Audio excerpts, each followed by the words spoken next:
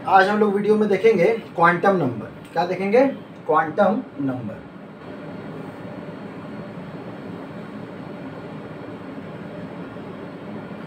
Quantum number basically है क्या, ये इसका क्या हमको ज़रूरत पड़ता है, तो मतलब समझ लेंगे कि किसी भी इलेक्ट्रॉन का अगर इन्फॉर्मेशन निकालना हो, क्या क्या निकालना हो, इलेक्ट्रॉन का पूरा इन्फॉर्मेशन, ठीक है, complete information of electron in a atom, तो हमको ज़रूरत पड़ता है क्वांटम नंबर का। तो हमारा जो क्वांटम नंबर है वो 4 क्वांटम नंबर है। कितना है? 4 है। तो ध्यान दीजिएगा यहाँ पे जो पहला है आपका, पहला जो है क्वांटम नंबर वो है आपका प्रिंसिपल क्वांटम। दूसरा जो है आपका वो है आपका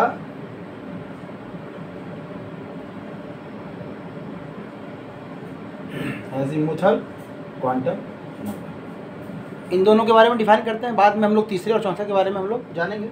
ध्यान दीजिएगा यहाँ पे पहला जो क्वांटम नंबर है वो आपका क्या है? Principal quantum number. इसको बतलाया कौन था? तो बोर्स। इसके बारे में जानकारी हमको गिवन बाय कौन थे? बोर्स। वही बोर्स साहब जिन्होंने हाइड्रोजन स्पेक्ट्रम का ये डिस्कवरी किया था। ये क्या बतलाता है? इंफॉर्मेशन क्या देता है? ये इंफॉर्मेशन क्या दिया आपका? तो नंबर ऑफ सेल के बारे में। क्या दिया? नंबर ऑफ सेल के बारे में। इसको हम लोग रिप्रेजेंट करते हैं स्मॉल एन से। किससे रिप्रेजेंट करते हैं? स्मॉल एन से। ठीक है, चलिए।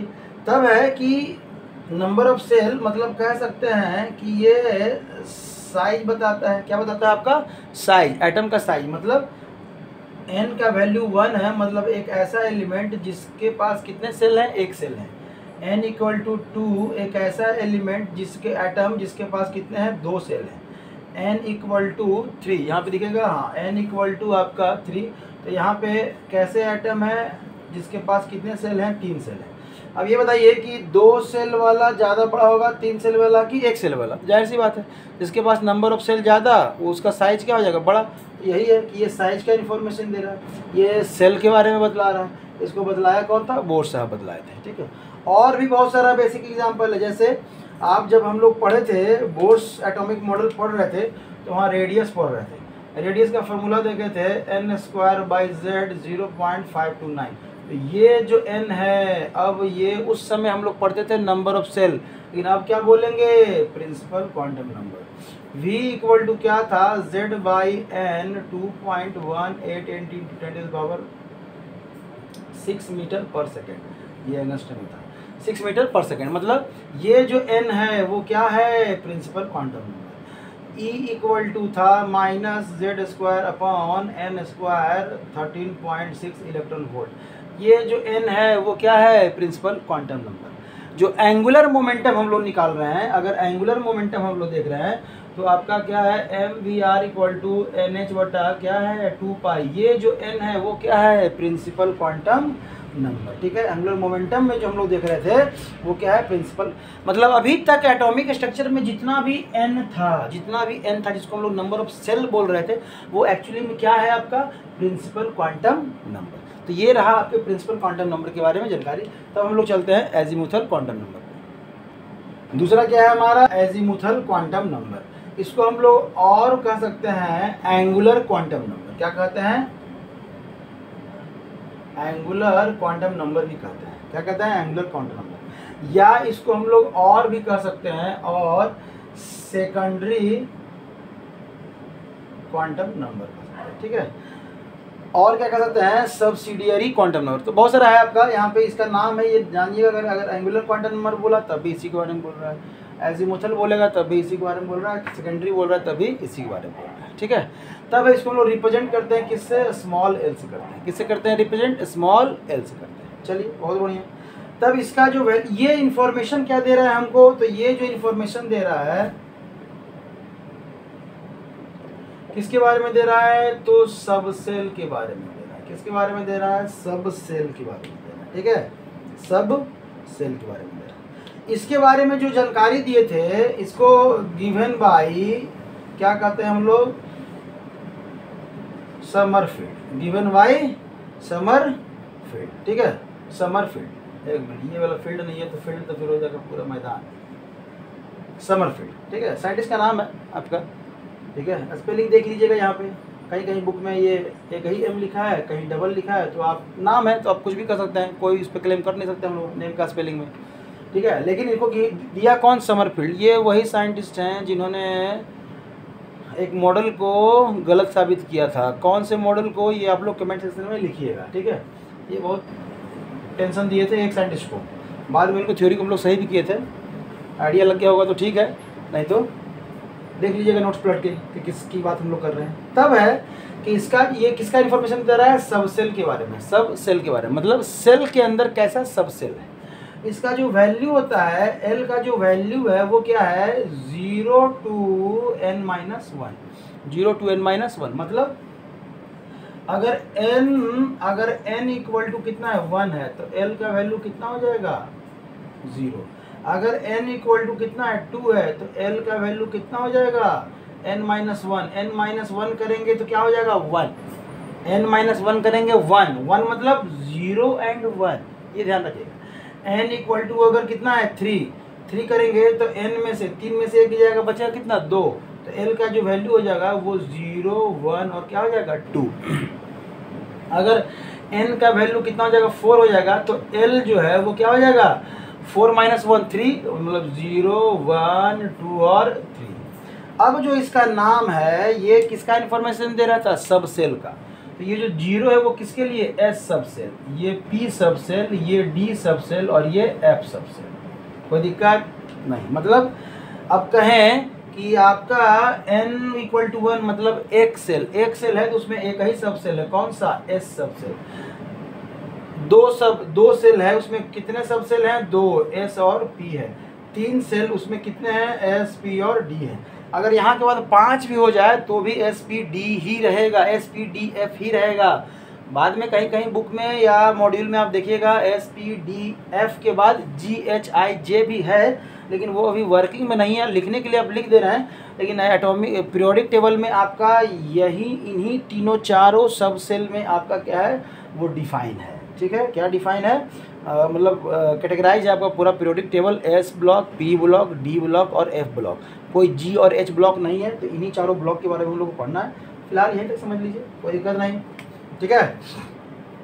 तब हम लोग यहाँ से थोड़ा सा और कुछ समझ सकते हैं, ध्यान रखिएगा। क्या है कि हमारा n इक्वल टू 1 है, तो number of azimuthal quantum number कितना है, यहाँ पे हम टाइप बोल रहे हैं, टाइप क्या है, 0 मतलब S, लेकिन नंबर अगर पूछें तो कितना हो गया, 1। मतलब n इक्वल टू 1 तो l इक्वल टू भी 1, n इक्वल टू 2 तो l इक्वल टू भी 2, तो मतलब 2, वैल्यू 2 है, ये टाइप बता रहा है, ये 0 और 1 क्या बता रहा है, टाइप बता रहा है। लेकिन अगर वैल्यू देखें तो 1 और 1 2। अगर n इक्वल टू 3 है तो ये कितना हो जाएगा, तो यहाँ से हम लोग कह सकते हैं, बुक में लिखा रहता है कि number of azimuthal quantum number is equal to n, is equal to क्या कहते हैं, n, मतलब जितना आपका n है उतना ही आपका एजीमुथल क्वांटम नंबर होगा। ऐसे n इक्वल टू 1 तो एजीमुथल क्वांटम नंबर का value 1, n equal to 2 azimuthal quantum number का वैल्यू 2, 3, 3, 4, 4, ठीक है, कोई दिक्कत। चलिए, तब है इसके बाद आपका मैग्नेटिक क्वांटम नंबर। क्या है आपका, मैग्नेटिक क्वांटम नंबर। इसको जानने से पहले एक और 2 फार्मूला हम लोग इस पे देखते हैं। कुछ एक फार्मूला है, अगर एंगुलर और ऑर्बिटल मोमेंटम की बात करें, ऑर्बिटल एंगुलर मोमेंटम,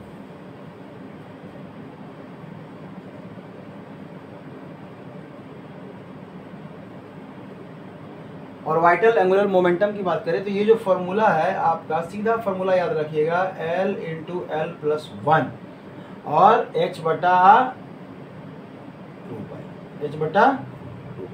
ये ध्यान रखिएगा, ये बाहर है, ये रूट से बाहर है, ये सीधा फार्मूला है ऑर्बिटल एंगुलर मोमेंटम का। और L क्या है आपका, एजीमुथल क्वांटम नंबर, L क्या है, एजीमुथल क्वांटम नंबर, और L का जो वैल्यू वो डिपेंड कर। तब अगर कहें अगर हम कि L इक्वल टू क्या है, 0, L इक्वल टू 0 है तो एंगुलर मोमेंटम का वैल्यू क्या हो जाएगा, 0, क्योंकि ये 0 में 0 से मल्टीप्लाई करके 0। अगर L इक्वल टू कितना है, अगर एंगुलर मोमेंटम का वैल्यू क्या हो जाएगा, 0। अगर L इक्वल टू 1 तो 1 हो जाएगा, 1 और 1 2, 1 × 2 2, तो हो जाएगा 2 एंगुलर मोमेंटम का वैल्यू हो जाएगा √2h/2 पाई। तो इसको कहीं कहीं लिखा रहता है h/√2 पाई। दोनों सेम ही चीज़ है, इस 2 में 2 को √2 है, ठीक है। तो क्या करेंगे, एक को कट कर देंगे। तो इस तरह से लिखे चाहे इस तरह से लिखे। अगर l इक्वल टू हम लोग 2 कर दें तो यहाँ पे कितना हो जाएगा, 2 और 1 3, तो ये कितना हो जाएगा √6h/2 पाई। तो इसको हम लोग इस तरह से भी लिख सकते हैं कि √3h/√2 पाई, ठीक है, √2 पाई, क्योंकि इसमें √3 भी है और √2 भी है। तो √2 से एगो √2 कट जाएगा, √2 बचे। मतलब कहने का मतलब वैल्यू आपको इस तरह से भी दे सकता है। तो तीसरे नंबर का जो हमारा क्वांटम नंबर है वो है आपका मैग्नेटिक क्वांटम नंबर। इसको जो हम लोग रिप्रेजेंट करते हैं स्मॉल m से। किससे करते हैं, स्मॉल m से। ये इंफॉर्मेशन किसका दे रहा है, तो इंफॉर्मेशन जो दे रहा है वो किसका दे रहा है, ऑर्बिटल का। किसका दे रहा है, ऑर्बिटल का, ठीक है। ध्यान रखिए, कंफ्यूजन मत कीजिएगा, लास्ट में एक साथ फिर से हम लोग एक टेबल में बना लेंगे। ऑर्बिटल का इंफॉर्मेशन दे रहा है, ठीक है। ऑर्बिटल मतलब सब सेल में कितने ऑर्बिटल है, सब सेल में कितने ऑर्बिटल है। ध्यान दीजिएगा, देखिए समझने के लिए ये जो n है ना, जो प्रिंसिपल क्वांटम नंबर था वो आपका फ्लैट है। ये जो l था एजीमुथल क्वांटम नंबर, आपके फ्लैट के अंदर कितने रूम है, मतलब सेल तो सब सेल। और ये जो m है ना, उस रूम में कितने बेड है आपके लगे हुए, रूम में पर्टिकुलर रूम में कितने बेड लगे हुए हैं, ठीक है। तो ये क्या वैल्यू दे रहा है, m। तो आपको किसके बारे में बोल रहा है, ऑर्बिटल के बारे में। समझ में आ रहा है। चलिए, इसका जो वैल्यू होता है, इसका जो वैल्यू होता है वो क्या है, अच्छा हाँ, इसको दिए कौन, तो गिवन बाय एक साइंटिस्ट थे, लिंडे। क्या साइंटिस्ट थे, लिंडे। अब इनका नाम है, आप देख लीजिएगा, थोड़ा यही है, प्रोनाउंसिएशन हो सकता है हमारा कुछ अलग हो या कुछ और कहीं बुक में अगर आप लोग गूगल वगैरह में देखेंगे तो, लेकिन हम तो ऐसे करके लिंडे ही सुने हैं, अभी तक समझे हैं, तो यहीं से हम लोग समझेंगे। चलिए, तभी क्या है, इसका जो वैल्यू है, वैल्यू ऑफ m वो क्या है, -L2 + L थ्रू क्या, 0, थ्रू 0। मतलब 0 से लेके -L से +L तक। मतलब अगर L का वैल्यू 0 है तो m का वैल्यू क्या हो जाएगा, ध्यान रखिए, m का वैल्यू क्या हो जाएगा, 0। क्यों, क्योंकि -0 + 0 तो 0 0। L का वैल्यू अगर 1 है तो ये -1 0 + 1 होगा। समझ में आया। अगर L का वैल्यू 2 है तो ये -2 -1 0 + 1 और +2। यही कह रहा है कि -L2 + है, मतलब जितना वैल्यू है तो माइनस से कहाँ, उसके प्लस तक, लेकिन किसके थ्रू, 0 के थ्रू आगे बढ़ेंगे। समझ में आया।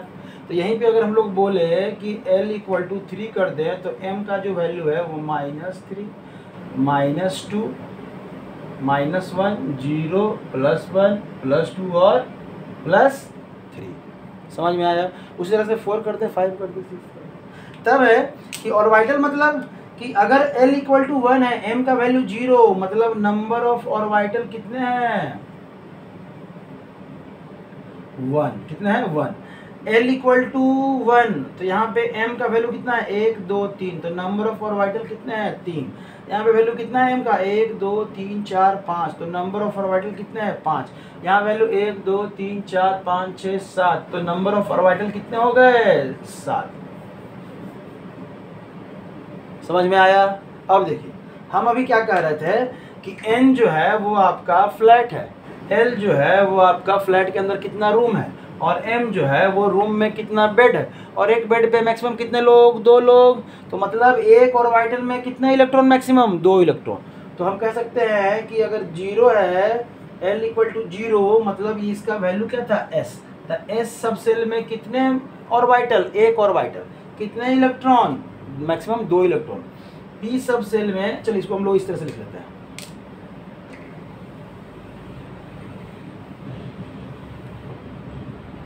हम बोल रहे हैं कि आपका L = 0 है तो m का जो वैल्यू है वो क्या है, 0 है। तो हम लोग ऑर्बिटल बोल रहे हैं, तो कितने हो गए, 1 हो गए। तो इलेक्ट्रॉन कितना हो गया, 2 हो गया। अब ये L है क्या, मतलब ये S है ना। तो S सब सेल में कितने ऑर्बिटल, एक ऑर्बिटल, मैक्सिमम कितने इलेक्ट्रॉन, 2 इलेक्ट्रॉन। अगर L इक्वल टू हम लोग 1 बोले, मतलब किसकी बात कर रहे हैं, P की बात कर रहे हैं। तो P सब सेल में M का जो वैल्यू था -1 0 और +1, तो कितने हो गए, 3 हो गए ऑर्बिटल। तो एक ऑर्बिटल में 2 इलेक्ट्रॉन, तो 3 ऑर्बिटल में मैक्सिमम 6 इलेक्ट्रॉन। तब हम लोग बात करें अगर L इक्वल टू 2 की बात करें, मतलब D सब सेल की बात कर रहे हैं, तो यहाँ पे -2 -1 0 +1 और +2, तो यहाँ क्या हो जाएगा 5 ऑर्बिटल। तो यहाँ पे मैक्सिमम 10 इलेक्ट्रॉन, कितना इलेक्ट्रॉन, 10 इलेक्ट्रॉन। तब है L इक्वल टू आपका 3, मतलब F की बात कर रहे हैं, तो -3 -2 -1 0 +1 +2 और +3, तो कितने ऑर्बिटल हो गए हमारे 7, तो मैक्सिमम इलेक्ट्रॉन 14 इलेक्ट्रॉन। ठीक है, ये रहा इन्फॉर्मेशन आपके मैग्नेटिक क्वांटम नंबर का। अब है कि यहाँ से हम लोग कुछ और देख सकते हैं। ठीक है, तो लास्ट में सबसे पहले हम लोग देख लेंगे, इसमें यहीं पे हम लोग देख लेते हैं spin quantum number. Spin quantum number क्या बताता है, वो ओरिएंटेशन बताता है आपका किसका, इलेक्ट्रॉन का। देखिए मैग्नेटिक क्वांटम नंबर एक और इन्फॉर्मेशन देता है आपका किसका, तो ओरिएंटेशन ऑफ किसका देता है, मैग्नेटिक फील्ड, मतलब ओरिएंटेशन ऑफ इलेक्ट्रॉन। और जो स्पिन क्वांटम नंबर है वो क्या दे रहा है आपका, चौथा जो क्वांटम नंबर है वो स्पिन क्वांटम नंबर। ये इन्फॉर्मेशन क्या दे रहा है, तो आपका स्पिन किसका, spin off electron in orbital, मतलब एस का जो वैल्यू होता है वो ±½ होता है। कितना होता है, ±½ मतलब अगर ये ऑर्बिटल है, एस ऑर्बिटल है, तो यहाँ पे एक इलेक्ट्रॉन ऐसे और एक इलेक्ट्रॉन ऐसे, तो मतलब अगर इसको आप +½ लीजिएगा तो इसको क्या लीजिएगा, -½ लीजिएगा। मतलब एक को अगर क्लॉकवाइज लीजिएगा तो दूसरे को एंटी क्लॉकवाइज। आप फ्री हैं, आप कहेंगे सर इसको अगर हम लोग एंटी क्लॉकवाइज लें तो कोई दिक्कत नहीं। आप अगर इसको -½ लीजिएगा तो इसको फिर क्या लीजिएगा, +½ लीजिएगा। समझ में आ रहा है, इसको अगर -½ लीजिएगा तो इसको क्या लीजिएगा, लेकिन दोनों में से अलग अलग, दोनों का ओरिएंटेशन क्या है, इलेक्ट्रॉन का अलग अलग। तो ये रहा आपके 4 क्वांटम नंबर का इंफॉर्मेशन। इसको एक टेबल के रूप में हम लोग कर लेते हैं। चलिए ध्यान दीजिएगा, यहाँ पे अगर n इक्वल टू आपका कितना है 1, तो आपका ये वैल्यू कितना हो जाएगा, क्यों ये होता है n-1, कहाँ से 0 to n-1, ये होता है -L2 + L through 0, तो यहाँ क्या हो जाएगा 0। अब 0 हो गया तो ऑर्बिटल कितना, 1। और नंबर ऑफ अगर इलेक्ट्रॉन की बात करें तो मैक्सिमम 2। अगर n इक्वल टू हम 2 की बात करें तो ये हो जाएगा 0 भी हो जाएगा और क्या हो जाएगा 1 भी होगा। अगर 0 है तो ये वैल्यू 0, ये फिर से 1 और ये फिर से 1। अगर 1 है तो मतलब आपका यहाँ पे -1 0 और क्या +1, तो यहाँ पे 3, तो यहाँ पे 6। अगर आपका ये 3 है तो 0 1 और 2, मतलब आपका जो ये है ये तो 0 हो जाएगा, तो ये 1 और ये 2। यहाँ पे अगर बात करें तो आपका ये -1 0 +1, तो यहाँ पे 3 और यहाँ पे 6। तो यहाँ पे आपका जो हो जाएगा वो क्या हो जाएगा, -2 -1 0 +1 और +2, तो यहाँ हो जाएगा 5 और यहाँ हो जाएगा 10। इसी तरह से आप लोग यहाँ पे हम लिख देते हैं n इक्वल टू 4 0 1 2 और 3, तो सबका आप टेबल बना सकते हैं और समझ सकते हैं, कोई दिक्कत कि कितने नंबर ऑफ इलेक्ट्रॉन समझ में आया। अब आपको वो इन्फॉर्मेशन मिलेगा जिसके बारे में बचपन से आप कंफ्यूजन में रहते थे। देखिएगा हमारा ये कोई एटम है जिसमें आपका सेल है 1 2 3 और 4। पहले सेल में n इक्वल टू जब 1 था तो आपका सब सेल क्या था, सिर्फ s, आप देख सकते हैं टेबल में। दूसरे सेल में n इक्वल टू 2 था तो 0 और क्या था 1, मतलब s और p। तीसरे में s p और d, चौथे में s p d और f, और पांचवें में भी s p d और f ही होगा। समझ में आया, मतलब अब है कि जब ये s s s s सब में तो पहचानेंगे कैसे, यहाँ पे हम लोग देते हैं 1 का s, तो मतलब पहले सेल का s, ये 2 तो ये 2, यहाँ पे 3 का है तो सब में ये 3 हो जाएगा, ये 4 का है तो सब में क्या हो जाएगा 4 हो जाएगा, ये 5 का है तो सब में क्या हो जाएगा आपका 5 हो जाएगा। मतलब एस सब सेल में मैक्सिमम कितने इलेक्ट्रॉन, 2 इलेक्ट्रॉन। ठीक है, तो मतलब अब पहले सेल में बचपन से हम लोग पढ़ते आ रहे हैं कि पहले सेल में जो है आपका कितना इलेक्ट्रॉन, मैक्सिमम 2। तो अब क्यों होता है 2 इलेक्ट्रॉन, ये इन्फॉर्मेशन हमारे पास यहाँ पे। सेकेंड सेल में हम लोग पढ़ते थे कि मैक्सिमम कितने 8 इलेक्ट्रॉन, तो क्यों 8 इलेक्ट्रॉन, तो यहाँ पे 2 और यहाँ पे 6, कितना हो गया 8 इलेक्ट्रॉन। थर्ड सेल में 18, क्यों, तो यहाँ पे 2, यहाँ पे 6 और यहाँ पे 10, तो कितना हो गया 16 और 2 18। चौथे सेल में 32 इलेक्ट्रॉन, क्यों, 2 6 10 और 14। और जैसे ही चौथा सेल के बाद पांचवा सेल आता था, आपका ये 2n² वाला फार्मूला पांचवें सेल के लिए निकालिए, n = 5 के लिए निकालते थे, क्या होता था 50। और हम लोग कहते थे कि ऐसा नहीं होगा। क्यों नहीं होगा, जब आपका फार्मूला है तो आप करिए। तो 4 सेल तक तो था, हम लोग लेके आ रहे थे कि n = 1, तो इस फार्मूला पे रखिए तो आपका वैल्यू कितना आ रहा है 2 आ रहा है। n = 2 इस फार्मूले पे रखिए 8 आ रहा है। n = 3 इस फार्मूले पे रखिए कितना आ रहा है 18 आ रहा है। n = 4 इस फार्मूले पे रखिए कितना आ रहा है 32 आ रहा है। लेकिन n = 5 तो यहाँ 50 आएगा, और हम लोग कहते थे कि 50 इलेक्ट्रॉन नहीं होगा। क्यों नहीं होगा, क्योंकि हमारे पास s, p, d और f ही सब सेल है, और हमको पता है कि इन चारों में मिलाकर टोटल कितने इलेक्ट्रॉन होंगे 32 ही होंगे। तो पहले सेल में 2, दूसरे सेल में 8, तीसरे में 18 और इसके बाद 32, और इसके बाद फिर जितने भी सेल हो जाए उसमें कितने रहेंगे 32 ही इलेक्ट्रॉन रहेंगे। समझ में आया। यहाँ तक आपका रहा क्वांटम नंबर का। तब हम लोग इसमें आगे बढ़ेंगे और देखेंगे शेप, इनके शेप, क्वांटम नंबर का जो शेप है इनका क्या क्या है, एस का शेप कैसा है, पी का, डी का और एफ का कैसा कैसा शेप है, किसे नोड कहते हैं, किसे नोडल प्लेन कहते हैं, या नोड कितने पाए जाते हैं किस में, ये सब हम लोग जानकारी करेंगे नेक्स्ट वीडियो में। Thank you.